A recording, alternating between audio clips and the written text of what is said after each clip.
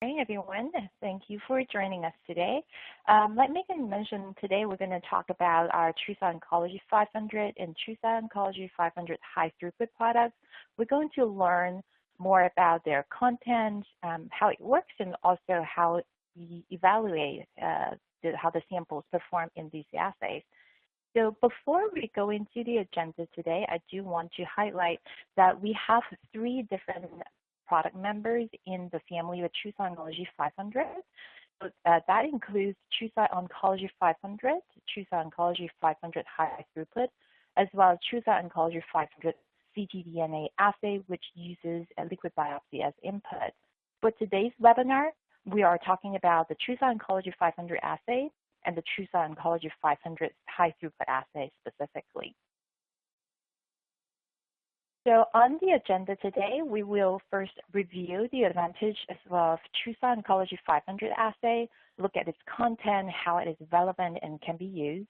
And then we're going to the specific protocol in terms of how we can construct the TruSight Oncology 500 libraries, combining both the DNA workflow and the RNA workflow. We'll also cover how we can enrich for the content so that we are performing the targeted sequencing on the specific panel. At the end of that, we will slightly switch gear a little bit and go into the TruSight Oncology 500 High Throughput assay, compare how it is different from TruSight Oncology 500 assay. And after we complete that, we will look at how we can set these libraries on sequencing on our sequencing platform. And on the analysis end, we'll touch upon the metric output, which really reflects how our samples perform in the assay. For the specific in-depth analysis pipeline, how the samples are being analyzed, I highly recommend that you register for my colleague's webinar, TruSight Oncology 500 version 2 analysis overview, which would take place on June 25th at 11 o'clock. In the last part of our webinar, we will also take a look at the different reagent kit configurations, and which will be helpful to think through what reagents that we will need for establishing TruSight Oncology 500 workflow in our laboratory. So let's get started.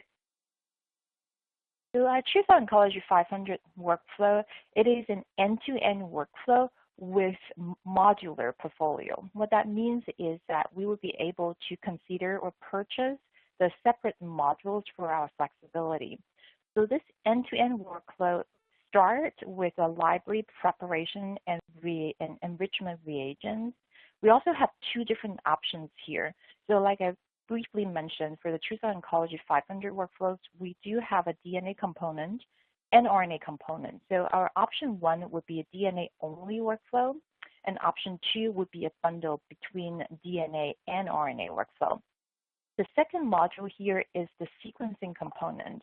And so we will use our sequencing core consumables to sequence these libraries that we prepared. Now, specifically for TruSight Oncology 500 libraries, we'll be sequencing on the NextSeq 550 system. And for the TruSight Oncology 500 High Throughput, this library workflow is enabled for high throughput sequencing on the NovaSeq 6000, which we'll cover in more details in the later slides. So the last component of this end-to-end workflow is data interpretation. This will be done or performed on PRNDX Clinical Genomics Workbench, which will help us annotate, interpret, and report the variants detected in this pipeline.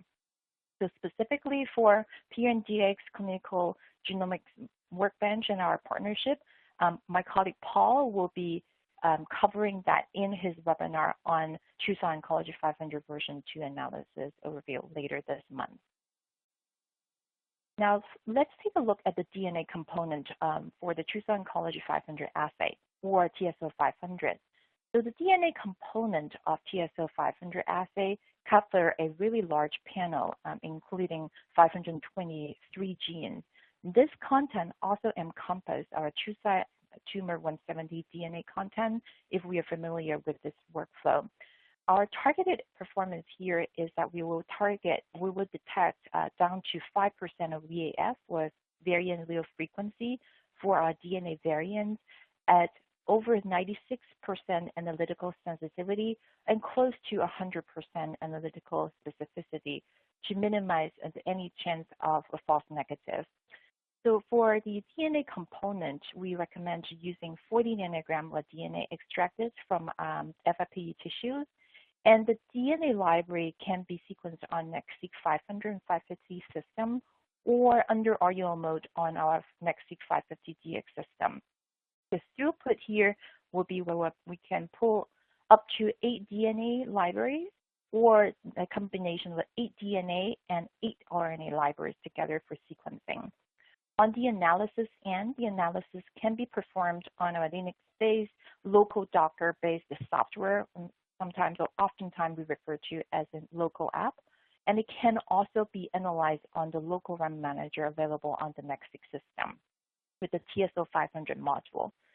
In terms of variant types for the DNA pipeline, we are calling single nucleotide variants, SNVs, indels, insertion deletions, copy number variations, CNVs, as well as producing a score for tumor mutational burden, TMB, as well as a score for microsatellite instability, MSI.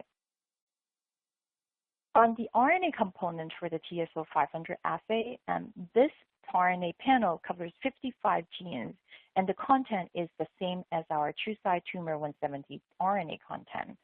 Our target performance here is 5 copies per nanogram of RNA input for RNA fusion calling. And the input is very similar to DNA, so a 40 nanogram of RNA extracted from FFPE tissues.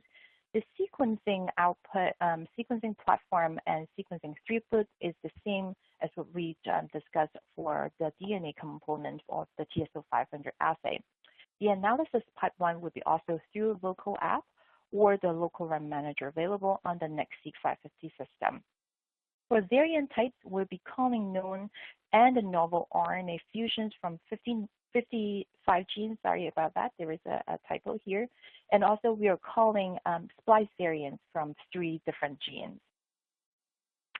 If we take a look at our TruSight Oncology 500 assay in combination of the DNA and RNA component here, we are actually calling 7 different biomarkers covering all main variant types, including SNVs, insertion deletions, copy number variations, known and novel fusions, as well as RNA splice variants. We are also calculating the score for tumor mutational burden, TMB, and also a score for microsatellite instability. So a wide range of variant types will enable us to bring in a comprehensive genomic profiling workflow if this is what we are interested in our laboratory. If we take a look at the specific variants that we are calling, we notice that a lot of these variants are actually aligned with our key guidelines and registered in a lot of the clinical trials. Specifically, we do have 100% coverage of the guidelines for 11 different tumor types, and many of the genes and signatures, like I mentioned, are associated with our key guidelines. We're not only covering the really hotspot genes, and we actually cover a wide range of different cancer-specific genes and biomarkers, including the approved ones and our new emerging markers. And here is a screenshot for some of the representative genes being covered in the TSO500 workflow. And a more complete gene list can be found on our website on the TSO500 product page. Now, with these benefits and advantage of a TSO500 assay, let's take a look in terms of how technically we will be able to bring this assay into our laboratory. So for the TSO500 workflow, for the library prep, we have tested 3 different workflow options, and that include the RNA-only workflow, DNA-only workflow, and also a combination of bundle with the DNA and RNA workflow. If we are working with RNA input, we will need to synthesize the cDNA as a preparation step. And for the DNA, we will need to fragment the genomic DNA, which we will also cover in the following slides. Once we have the cDNA synthesized and the fragmented genomic DNA, the two different library types now can be prepared in parallel. So that workflow will start with repair and A-tailing steps, so that we're prepping the DNA and cDNA fragments for the adapter ligation. Then we'll ligate on a partial adapter, clean up the ligated fragments, and add on full sequencing adapter with the indexes in indexing PCR. This will finish up our library preparation procedure here. We'll be going into the enrichment process so that we can sequence and enrich for the regions for the specific panel of our interest.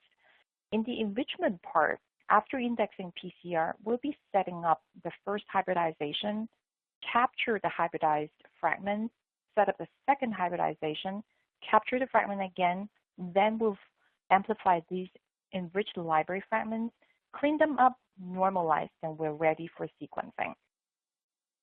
So for the input recommendation with a DNA module or the DNA component of TSO 500, we recommend isolating DNA from a minimum of 2 cubic millimeter of FFPE tissue. We can use the QIAGEN all-prep DNA and RNA FFPE kits, which is something that we tested internally. The input amount here that is we recommend 40 nanogram of FFPE DNA as input, and we may increase up to 500 nanogram to improve coverage. An improvement up to 500 nanogram input does not impact our TMB or MSI reporting. We do have a recommendation in terms of quantification method that we use, which is using a fluorometric method with specific double-stranded DNA dye. Internally, we are using AccuClear for our reference, which is also a recommendation method in our reference guide. For FFPE tissue input, we do recommend performing a qualification step and looking at the delta CQ value a maximum of 5. So the delta CQ can be calculated using the Infinium FFPE QC kit with the Kappa qPCR master mix. So we will be able to find more instructions in the reference guide specifically. For the RNA input, here the extraction is very similar to the DNA extraction here with the same number of the same tissue recommendations in terms of the size and volume. The input is 40 nanogram as a minimum, and we do recommend using fluorometric methods using the RNA dye for quantification. In terms of qualification of our RNA input, we do recommend looking at DV200 value, and that should have a minimum of a 20%. What that means is that we will be looking at RNA fragments that are larger than 200 nucleotides, either on a fragment analyzer or a bioanalyzer, so that we can ensure that the RNA has the appropriate quality going into the library preparation. As we mentioned earlier, if we have RNA input in our assay, TSO 500 assay, we will be prepping the RNA for the library preparation. That includes 4 steps, so that we will be, reverse transcribing the RNA into double-stranded cDNA, clean it up to go into the end repair and A-tailing step. If we are working with a bundle workflow with RNA and DNA, we'll also need to fragment the extracted genomic DNA. A tip here is that to fragment the genomic DNA, we'll be using the Covaris ultrasonicator. So for the Covaris, we do need to degas and cool down the instrument before we can actually shear the genomic DNA fragment. To do that, we'll be able to set the Covaris to degas and cool, and then go back and start denaturing and annealing RNA for the cDNA synthesis. Then we'll be able to fragment the genomic DNA during our cDNA synthesis step. Then with the prepared cDNA and the fragmented genomic DNA, we can go into the end repair and A-tailing step. Taking a very specific look at the fragmentation step for our extracted genomic DNA, here we are using Covaris focused ultrasonicator to shear the genomic DNA. And the goal for this shearing step is to generate the majority of our fragments between the size of 90 to 250 base pairs double-stranded. with the 3' and 5' overhang that will be going into end repair and A-tailing. There are 3 different models of covariates that we have tested internally, and we have the specific shearing conditions that can be found in the TSO 500 reference guide. After the genomic DNA is being sheared and the cDNA synthesis and cleaned up, we are in the step 2 for the library preparation, that is end repair and A-tailing. In this particular step, we basically are combining our end repair and A-tailing master mix with our DNA and cDNA fragments in a meaty plate, and then we're shaked to make sure that the well with suspension, and then incubate on our high-back microheating system at 30 degrees, then 70 degrees, then cool on ice. This is a critical step in our TSO 500 assay or library preparation because this particular step would determine the success of adapter ligation through the end repair and A-tailing. So very specifically, we want to make sure that we inspect that the ERA1B buffer is free of precipitates when we are making the ERA1 master mix. So we want to make sure that we are warming up the buffer if necessary and make sure that it's fully dissolved before making the master mix. And specifically also for the incubation step here, we're using a meaty plate and we need to set 2 separate high-back microheating systems, one at 30 degrees and one at 72 degrees to make sure that with transition in terms of the incubation time, incubation temperature. After the end repair and A-tailing, we'll be moving into adapter ligation to the DNA and the cDNA fragments. So we'll prepare the ligation reaction in the meaty plate, just add the reagents into our samples and incubate 30 minutes at room temperature. Then we stop the ligation. So here there is a specific instructions for our DNA libraries and RNA libraries. For DNA libraries, we'll be using the UMI1 reagent specifically. For RNA libraries, we'll be using the SUA1 adapter for the ligation. After adapter ligation, we'll be using the sample purification beads, SP beads, to clean up the ligated fragments. We'll shake the beads with our sample, incubate, and pellet on the magnetic stand. We wash the SP beads with 80% ethanol 2 times and then elute the DNA, then transfer to the PCR plate.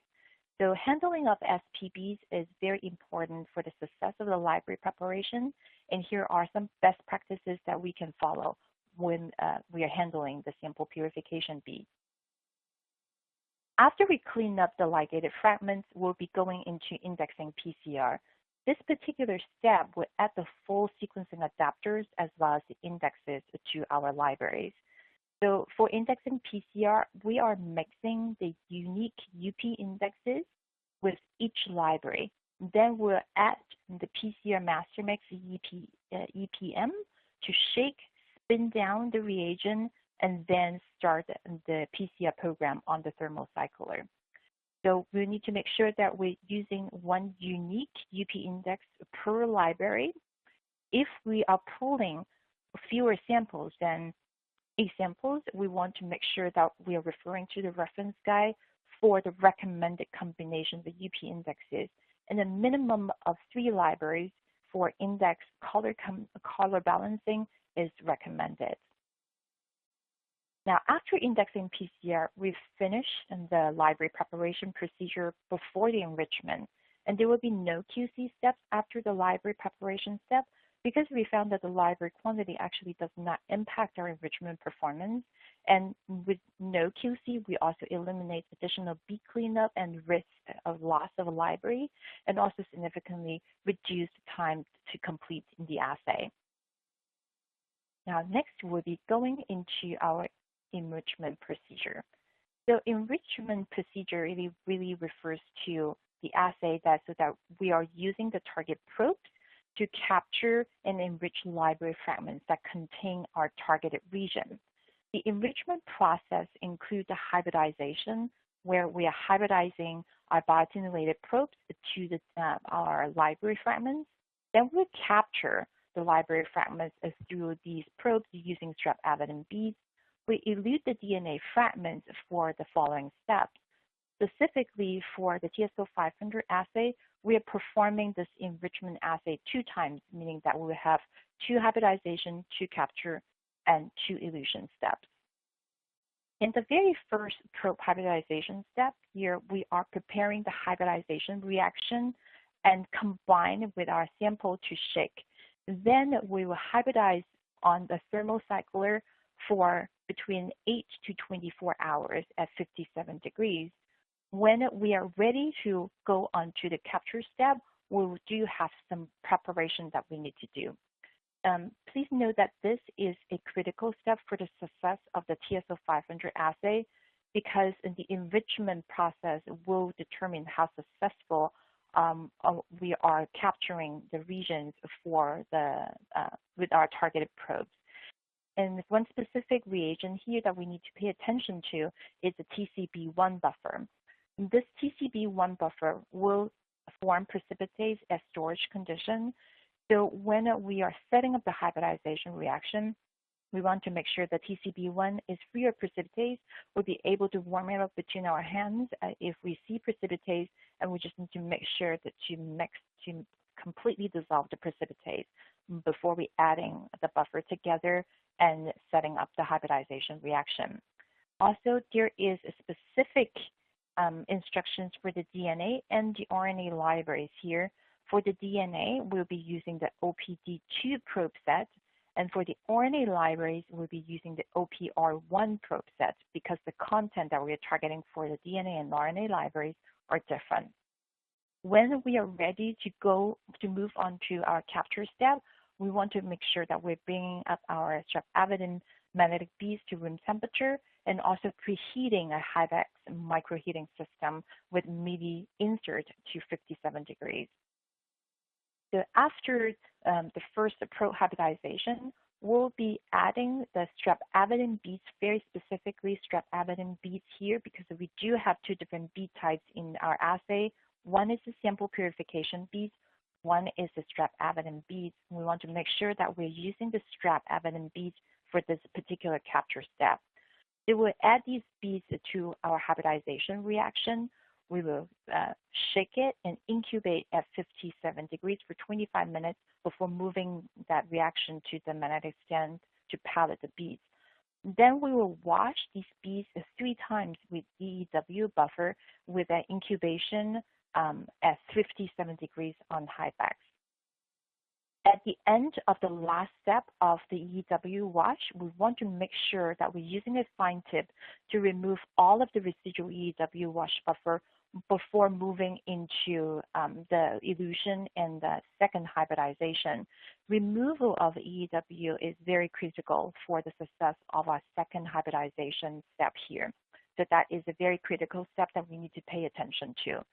So after we wash the beads 3 times with EEW, we will elute with the elution mix, then add the ED2 buffer to neutralize and shake to make sure that is suspended correctly. After that, we'll be moving into the second probe hybridization here. This probe hybridization step is very similar to the first probe hybridization step, except for the fact that we are using a shorter incubation time. So the setup is very similar with the hybridization reaction. We also need to pay attention to TCB1 for free or precipitate, and we're using the OPD2 for DNA libraries and OPR1 for RNA libraries.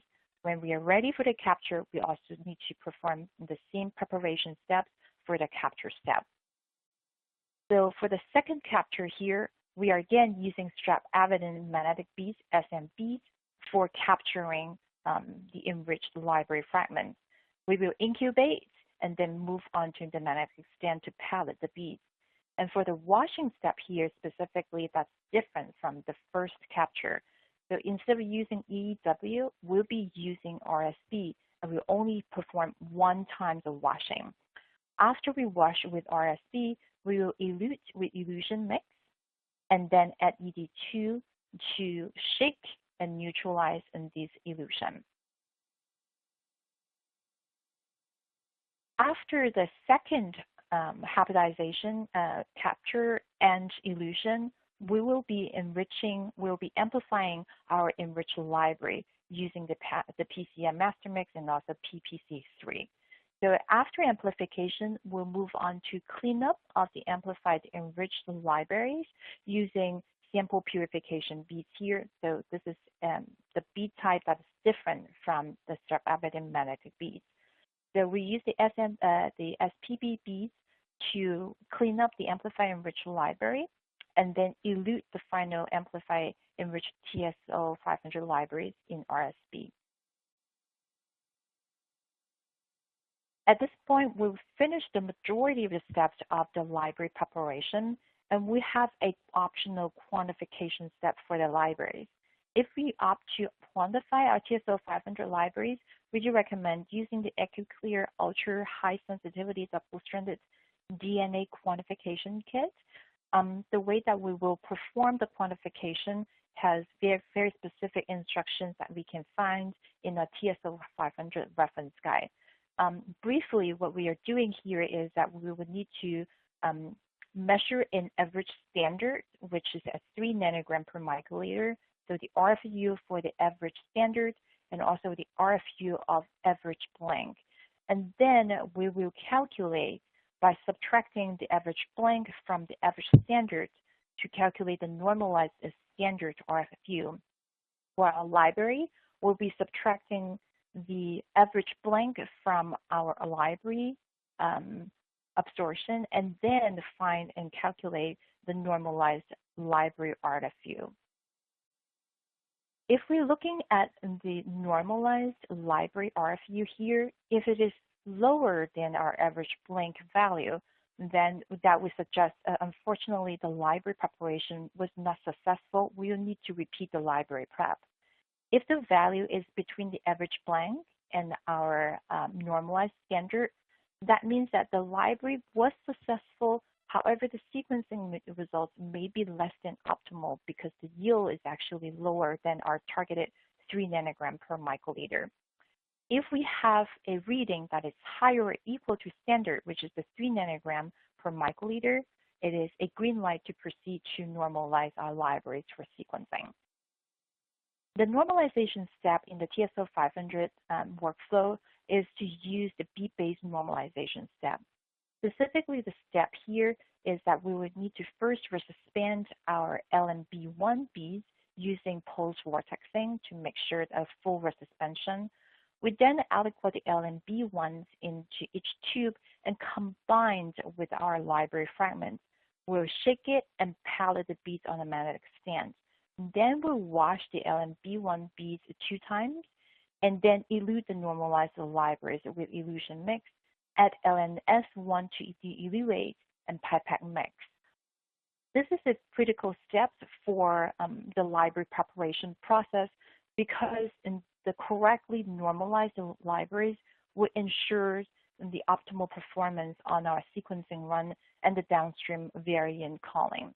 So we do need to make sure that we're bringing up the LNB1s to room temperature for a minimum of 30 minutes and fully resuspend the LNB1 bead pallet at the bottom of the tube and then visually inspect it.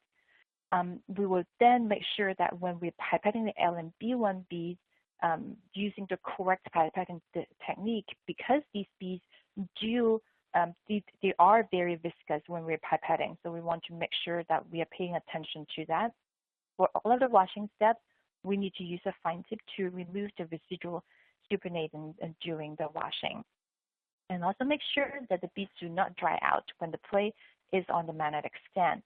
On this particular slide here, we are showing the LNB1s in tube when they're vortex at a different time for 5 seconds, 25 seconds, 45 seconds, and 1 minute. When the tube is standing up, we can see that when we are vortexing shorter than 1 minute, the beads may already seem like that they were suspended. However, when we are inverting the tube and we can see that there will be still bead pallet at the bottom of the tube, that indicates that these were not fully resuspended. So the correct way that we'll be handling the LNB1 reagent here is that we'll use a pulse vortexing at maximum speed of a vortex, and then we will invert the tube to inspect to see whether the pellet is fully suspended in the tube. After that, we'll use a P1000 pipette, set it to 800 microliters, and manually pipette the LMB1 10 times to make sure that full suspension. Now, after we normalize the libraries, we'll be ready to go on to sequencing. But at this point, I'd like to slightly change our gear a little bit, and so that we'll cover our TruSight Oncology 500 High Throughput. So what is TruSight Oncology 500 High Throughput, or TSO 500 HT? So TSO 500 HT has the exact same content and benefits as a TSO 500 libraries. The TSO 500 HT has an expanded list of index, so that would allow higher complexity of pooling and also sequencing on our NovaSeq systems. The TSO 500 HT libraries are also supported to be sequenced on the NextSeq 550 system, as well as the RUO mode on our NextSeq 550DX instruments. For the TSO 500 HT workflows, we have tested two workflows internally. One is with DNA only, and then the other is with a bundle of DNA and RNA components. So the overall backbone of the library preparation process is very similar to TSO 500, with the difference in terms of the index adapters that we're using, because now we'll be having an expanded list of index that we can use with the workflow. That is highlighted here is for HT, we'll be using the unique dual indexes UDP for the indexing PCR. To allow the library to be compatible with the UDP indexes, we are also changing the adapters that we are ligating to our DNA and cDNA fragments. So instead of using two different types of adapters for ligation, for TSO 500 HT, we are using the UMI DNA index anchors for both the DNA and the RNA libraries. To re-optimize for the workflow for the use of these two reagents, we also introduce a temperature change during the end repair and A-tailing step, as well as a different elution volume when we're cleaning up the ligation after after we ligate it on the adapters. On the enrichment end, the protocols stay the same with a change of the reagent used, which is the enrichment hybridization buffer EHB. This buffer is optimized for the new index adapters that we are using, so it is important to use that with our TSO 500 HT workflow. This will replace the TCA1 and the TCB1 enrichment reagents or enrichment buffers that are used in the TSO 500 workflow. We'll also take a more detailed step at these differences in the later slides, so hang on there with me. With our DNA input for TSO 500 HT, the recommendation is essentially identical as our TSO 500 assay. For the RNA input here, we are recommending using 80 nanogram minimum input for TSO 500 HT RNA component to ensure the optimal calling of our RNA variants in this particular pipeline. In the specific protocol step here, like we just mentioned, that there are a few changes, and we'll take a look at them one by one. So the very first change here is the temperature change for the TSO 500 HT workflow in end repair and A-tailing. And specifically, we are using 65 degrees Celsius for incubation as the second incubation step, which is different from the 72 degrees in the TSO 500 workflow. This is still a critical step for the same reason, and we'll still need to make sure that we're inspecting the A1B buffer is to be free of precipitates before setting up the experiment. And we are still using the Hybex microheating system for both steps, so the change is just the temperature. The second change here is that we are using a different adapter for ligation.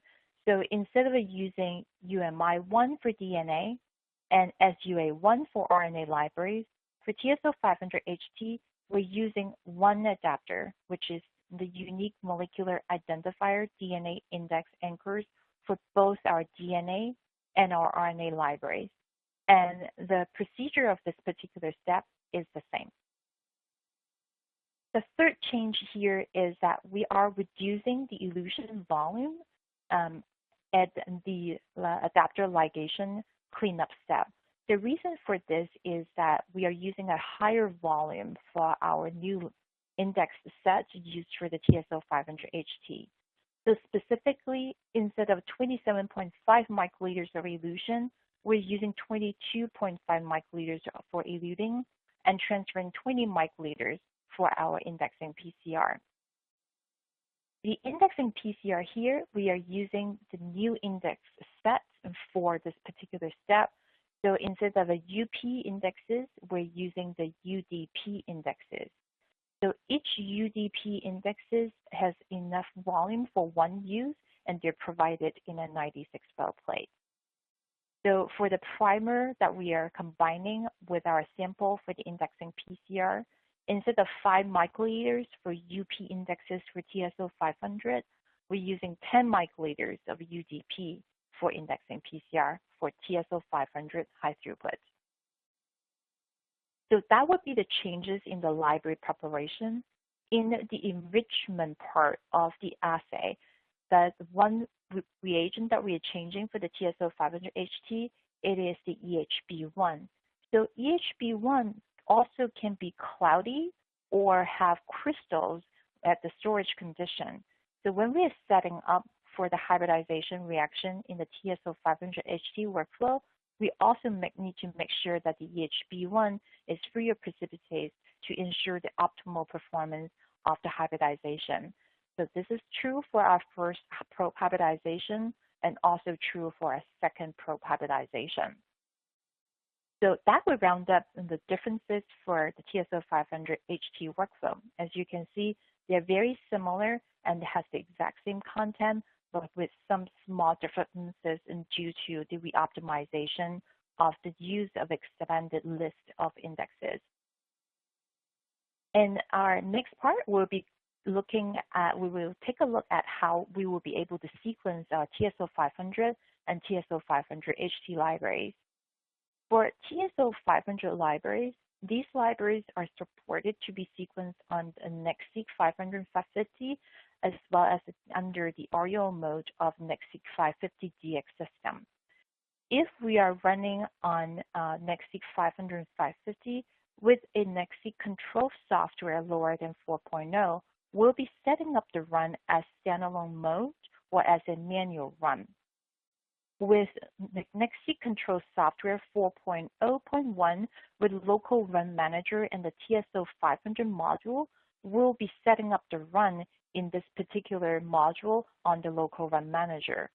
For the run configuration, the required sequencing read length for TSO500 libraries is 2x101.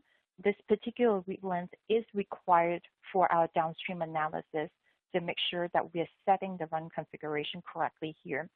It also required to be a pair end, and the index read length here would be 8 base pairs with dual indexes. In terms of pooling complexity, we recommend 8 samples maximum for optimal coverage. And that could be 8 DNA libraries or 8 DNA libraries with 8 RNA libraries.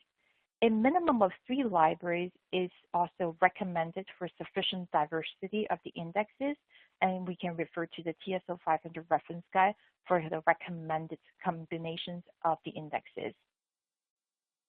For specific loading, if we are running only DNA or only RNA libraries for the TSO500, we will pool the libraries into a single tube, so 1 tube PDL for DNA or 1 tube PRL for RNA. We'll heat and cool the tubes and then further dilute to go onto the sequencing instrument. If we are preparing libraries with both the DNA and RNA component, we will prepare 2 tubes, 1 tube for the DNA and 1 tube for the RNA libraries. We'll heat and cool them and then combine the DNA and RNA at a specific ratio to form the DIL1, which we will be loading. We will further dilute and load onto the sequencing instrument. The specific instructions can be found in Protocol F in our NextSeq System Denature and Dilute Libraries guide. For TSO500 HT libraries, these libraries are supported on both the NovaSeq and the NextSeq system. For the NovaSeq 6000, both workflows, the standard workflows, which means that we are loading the same library pool onto the entire flow cell, and the XP workflow, which will be link-specific loading, they're both supported for the TSO500 HT libraries. For run configuration, the read length recommendation is the same as 2x101. Again, this read length is required for proper downstream analysis. It has to be pair end, and specifically for the indexes that we're using in the TSO500 HT libraries, the indexes will be 10 base pairs, which is different from TSO500. For best results, we recommend to pool and denature the libraries for immediate sequencing.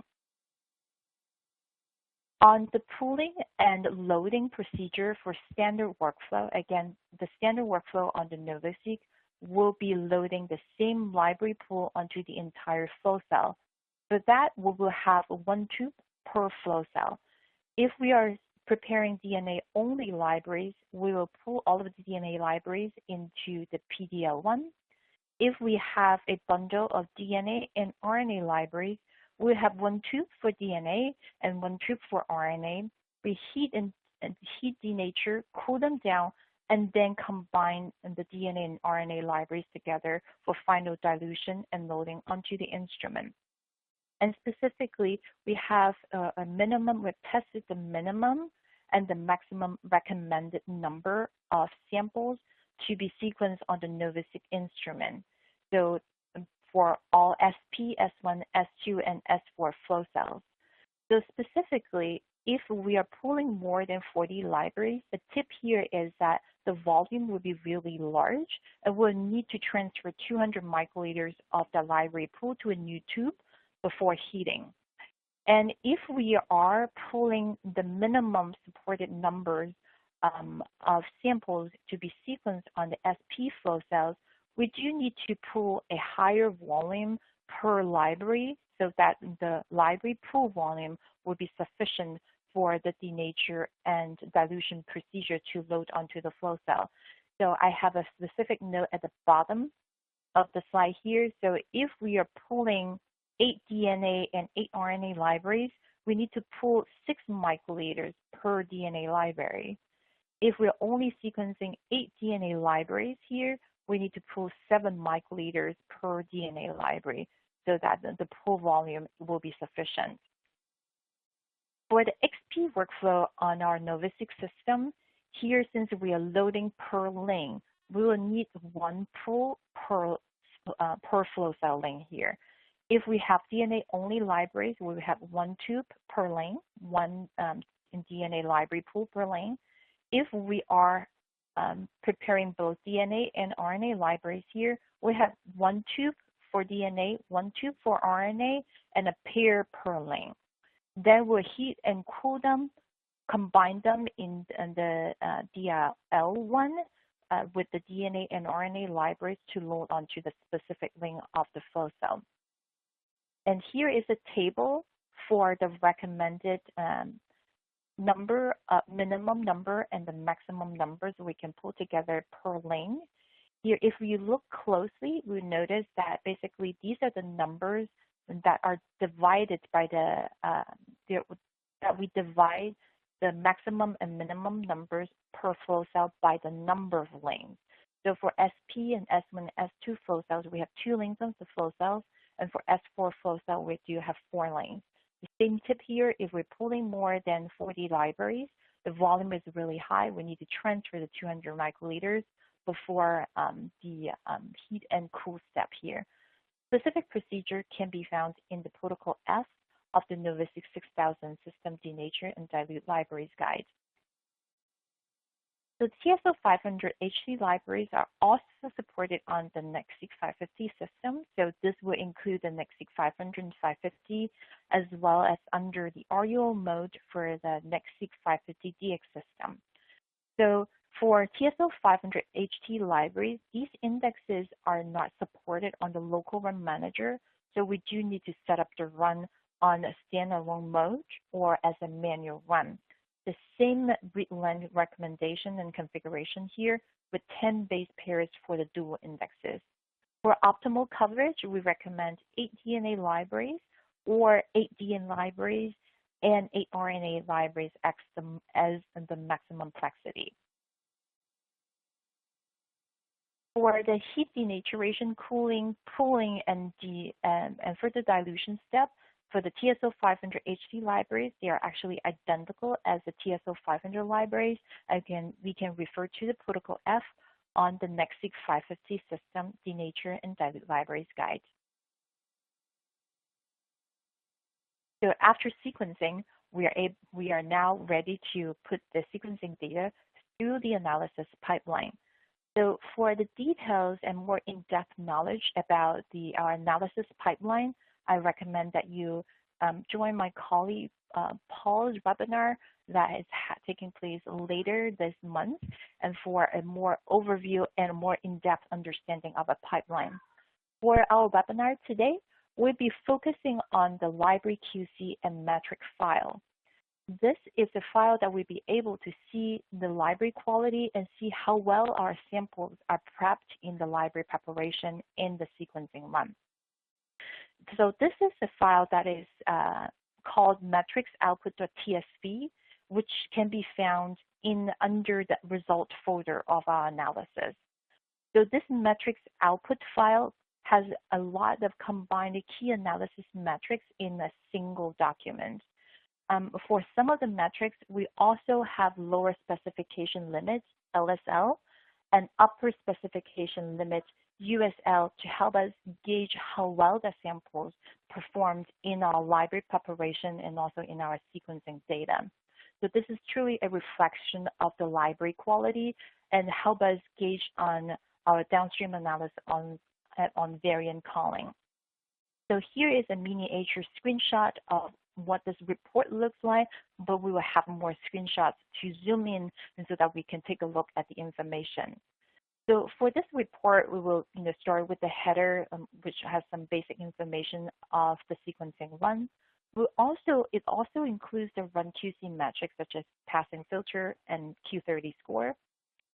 For the DNA libraries, we have DNA sample QC metrics that look at the different metrics that cover the different types of DNA variants that we're calling.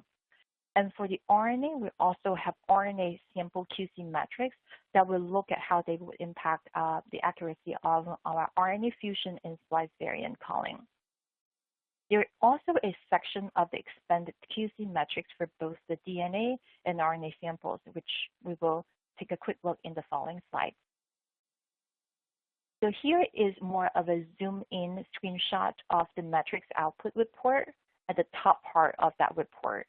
And we can see that there is a section for RNA QC metric in the middle of this screenshot, and that includes percent passing filter reads, percent Q30 score for read 1, as well as for read 2.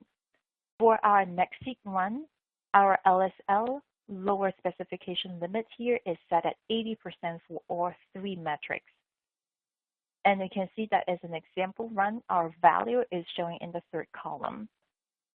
For our NovaSeq run with TSO 500 HT workflow, the metric is very similar with an exception in the percent passing filter. Instead of 80%, our LSL would be at 55%. The next section that we can pay attention to here is at the bottom of this output report, which is the DNA library QC metrics that include the contamination score and contamination p-value. So the contamination score and contamination p-value are the 2 metrics that we use to detect possible foreign DNA contamination, which is absolutely something that we would not like in our samples. For contamination score, here, the particular metric here reflects higher the score, higher the probability of error or potential contamination of foreign DNA or across the samples. This we have in USL specified in this particular number here. On the other hand, high contamination score can also derive from large-scale genome rearrangement because of the way that it's calculated. To account for this, we are also calculating the contamination p-value. And the contamination p-value also have a USL set at this particular number. If we have a contamination p-value lower than 0.049, that would indicate that our sample has potential genome rearrangement events that will lead to high contamination score. Only when both the contamination score and the contamination p-value are higher than USL, then it would indicate that the sample is truly contaminated. If a sample has a high contamination score but low contamination p-value, that would indicate that this sample has genome rearrangement events that resulted in high contamination score calculation. In the particular screenshot here, we can see three different examples. The first example is cccDNA, which has low contamination score and high contamination p-value. This would indicate the sample is not contaminated. In the second example here, FFPE lung DNA, this sample has a high contamination score but low contamination p-value. That would indicate that there is a genome rearrangement event in this particular sample and is not contaminated. And the last sample, HT753DNA, this sample has a high contamination score as well as a high contamination p-value. Under normal circumstances, this sample would be considered as contaminated. Now, if we pay attention that this HT753 is actually our recommended reference sample for TSO500 assay, the reason that the sample would look contaminated, it is because that this control, when it's being constructed, it is a mixed cell line background. So there are considered as quote by quote contamination to a different DNA source, and that's why that this control would appear as contaminated, but this is expected. In the lower part of our metrics output report here, we can see that there is a section for DNA library QC metrics for small variant calling and TMB, and there are three different metrics in this section. So for these metrics, they are specifically relevant to our small variant calling, so DNA small variant calling, and the calculation of our tumor mutational burden score. The three metrics that we're looking at here include the median insert size, the median exon coverage, and the percent exon coverage higher than 50x. So the median insert size here has an LSL of 70 base pairs. The median insert size is relevant to our small variant calling because the insert size will determine on some of the accuracy of the specific variant called. So we do want the median insert size to be at a certain length so that our variant calling will be accurate. For the median exon coverage, this is a measurement of our sequencing coverage. And the percent exon higher than 50x coverage depth, it is a reflection of coverage uniformity. During our small variant calling in our DNA pipeline, we want to make sure that our targeted region has reasonable coverage, which is we are targeting 150x for the median exon coverage. And also this coverage is relatively even so that we have a good overview of all of the variants of our interest. So that's why that we are looking at these two specific metrics and how they are relevant to our small variant calling and TMB score calculation. And the next section in the particular report here, we'll find the DNA Library QC metrics for MSI, which is particularly relevant to the score calculation for microsatellite instability. And in this particular section here, we do want to make sure that our samples has a minimum of 40 microsatellite sites that we are interrogating that would ensure the accuracy for the score for microsatellite instability.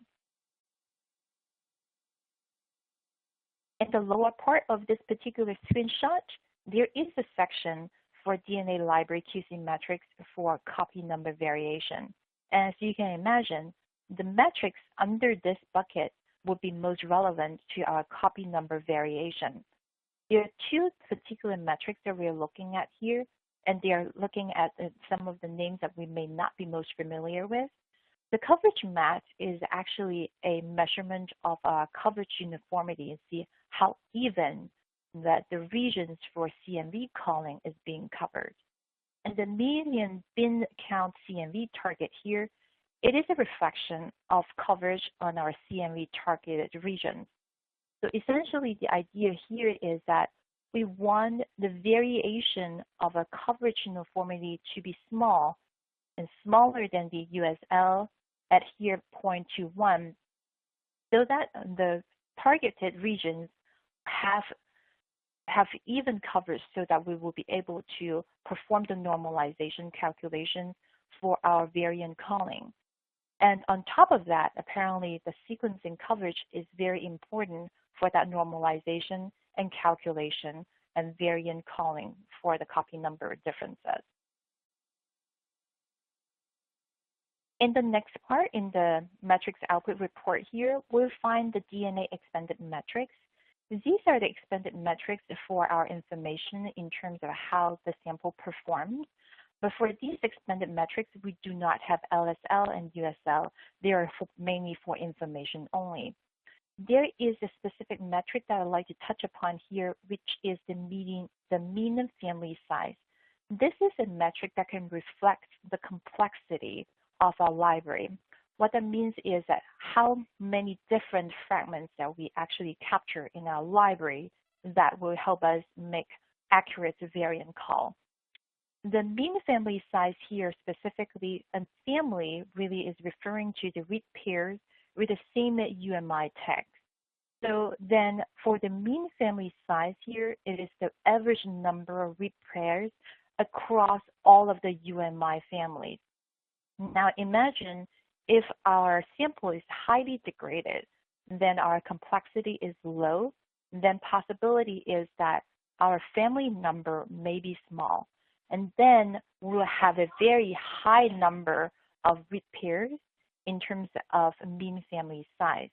So typically, when we have a large family size, that is a reflection of low library complexity, so that the read pair numbers is actually really high. And sometimes over sequencing can also cause a large family size in here because we are sequencing a lot, so that we're increasing the number of read pairs per family. For small family size here, usually that is a good indication that our library complexity is actually high, but our sequencing output may be on the low end and will require more sequencing data for the particular library. In the metrics output report, we also have a section for RNA library QC metrics and RNA expanded metrics. So again, for the expanded metrics, that's mainly for information. For RNA library QC metrics, these are metrics that are relevant to RNA fusion calling and RNA splice variant calling. There are three different metrics here that we are looking at. One is the median CVGN500X, which is a measurement of coverage uniformity for our RNA samples. And the second metric here is the total on target reads. So that is a measurement of coverage for our RNA samples. And the last one is the median insert size. So for the very first one and the second one for the coverage uniformity and coverage, that has a very similar idea that we want to make sure that the targeted regions for our RNA libraries have even and enough depth for RNA fusion and splice variant calling. For RNA fusion calling and splice variant calling specifically, the insert size also matter because the small insert size of our RNA libraries is suboptimal for calling any RNA fusions and splice variants which usually benefit from a longer coverage on that particular RNA fragment. On this particular slide, we have summarized all of the LSL and USL for our DNA and RNA QC metrics here, which can be used for your reference.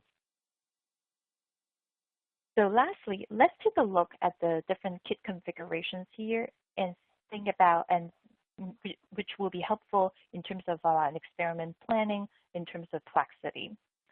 So for our TruSight Oncology 500 kits, we have a DNA only, so DNA library preparation only kit, and a DNA with next-seq sequencing reagent. We also have a version of DNA and RNA bundle kit with DNA and RNA bundle with next-seq sequencing kit. So specifically, I'd like to point out, for example, for the first DNA kit, that's 48 samples. What that means is that we'll be able to prep 48 DNA libraries. For the DNA and RNA bundle kit for the 24 samples, that means that we will be able to sequence 24 samples with 24 DNA libraries and 24 RNA libraries. For the TruSight Oncology 500 high throughput kits, we also again have the toggle between the DNA versus DNA and RNA bundle library preparation reagents selection here. But please note that for the TSO 500 high throughput kits, they are only by the library preparation reagents, and we don't have a bundle option with sequencing reagents. In addition, the UMI, DNA, RNA, UD indexes, and together with the adapter ligation anchors, those are sold separately away from our library preparation reagents. In order to pull up to 192 samples on our NovaSeq sequencing, we will need to acquire both the set A and set B to get that complexity.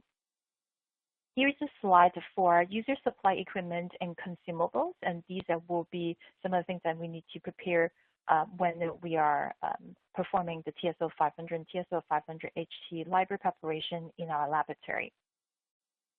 Lastly, I'd like to provide some resources for our TruSight Oncology 500 and TruSight Oncology 500 high throughput product. So here we have a link to our gene list, and we also have a data sheet for the two products and references and link to our reference guides for both products. We also have the next-seq 550 denature and dilute library guide, as well as the NovaSeq 6000 denature and dilute guide here.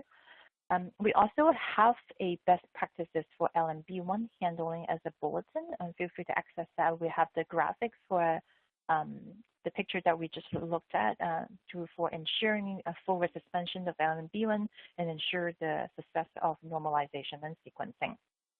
Lastly, I cannot emphasize enough that we do have a TruSight Oncology 500 version 2 analysis overview webinar. It is given by my colleague Paul later this month on June 25th.